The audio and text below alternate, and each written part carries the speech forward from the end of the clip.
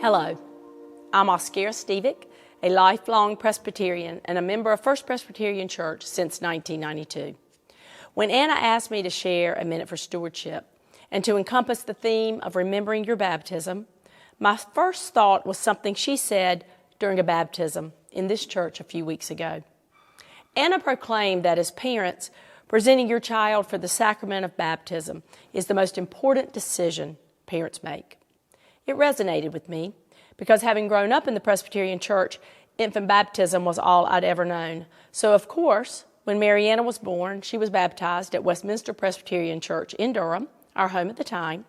And after moving to New Bern and Carter's birth in 1993, he was baptized here.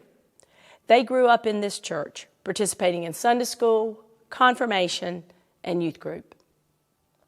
It was this congregation that held my family close during a very challenging and uncertain time.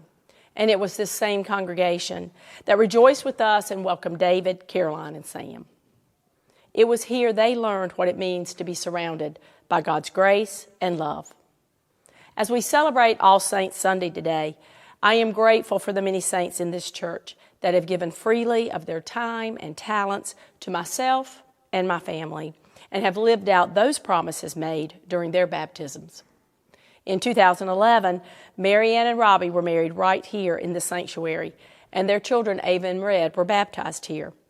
It fills my heart with deep gratitude to worship with them each Sunday in this place. This church that has poured so much love and support into my children are now pouring love and support into Ava and Red, my grandchildren.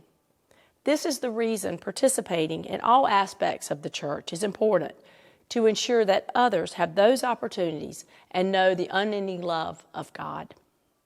So as I pondered Anna's statement, the most important decision a parent makes for the child, I realized that baptism is only the beginning, and we must choose every day to remember the gifts we've been given and to share those gifts.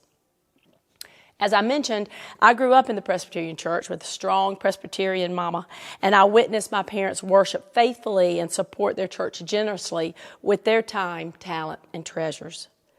Although our household was a modest one, they always prioritized stewardship, and I cannot remember a Sunday when my mother didn't have that offering envelope. I witnessed firsthand their decision to nurture and support those around them, and I try to continue that legacy. That old saying, you start acting like your mother, the older you get, doesn't bother me. I am grateful for my mother's example, and it has taught me the true importance of living your faith.